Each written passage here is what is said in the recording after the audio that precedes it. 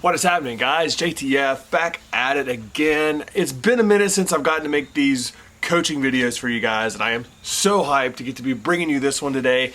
Today we're going to be talking all about fear. Now, when it comes to setting your goals, there are a number of excuses that we make for why we can't achieve them, or why we won't achieve them, we shouldn't, or we simply just don't want to.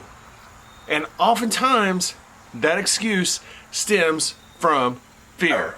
Now, the fear of failing, the fear of falling down, the fear of being judged or not being enough, or that we're going to be exposed as frauds, or just being challenged, or even just being somewhere and that's a place that's foreign to us. But what exactly is fear in the first place? We may oftentimes associate it with being something bad or horrific happening to us, but the reality is fear comes from the mere thought of something bad or horrific happening to us. That failure, that misstep, the lost relationship, the humiliation. But that's just it. It's simply a thought. It is not something that is tangible. When we feel paralyzed by fear, we are allowing the abstract, weird stuff that's not even happening to have an effect on our reality, our tangible, real existence. So many times I've talked to clients in the past, or friends, or even relatives who are afraid of taking that next big leap in their life, or doing something, whether that's heroic or even something that's mundane, simply because they're afraid of what might happen. They're not afraid of what is happening. They're not afraid of what has happened. They're afraid of what might happen. They're afraid that something that hasn't even manifested yet is going to have an impact on them, something that's not real. And that's what I want you guys to take away from this today. Fear can have a crippling effect on our daily lives, but it can only have that effect on us if we decide that that's how we want to feel about it. I'll tell you guys a quick story.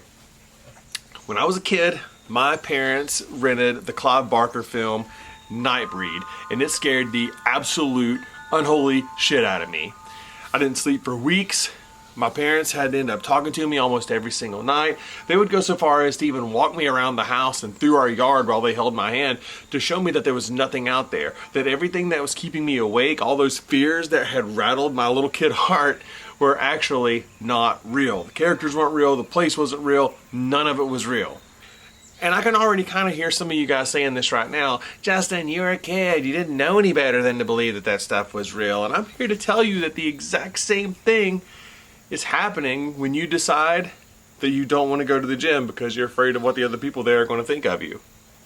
When you don't ask that hot girl or that hot guy out because you're afraid of being rejected.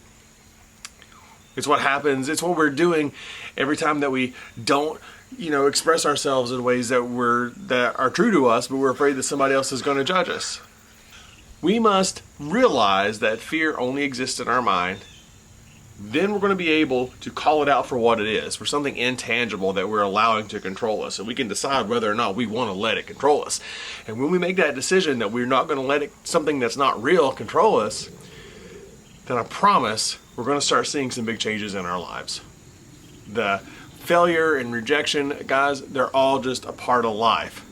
But we cannot move toward our inevitable greatness until we get those fearful, illogical, completely fallacious thoughts out of our mind. Fear is fake, you guys, but our motivation to be great is very, very real, and I am so hyped to get to be a part of this with you guys. Thank you so much for watching. Please leave me a comment, share this with your friends, let me know what you thought, let me know what other topics you want to hear about. Come back and see me next week. Until then, ever onward.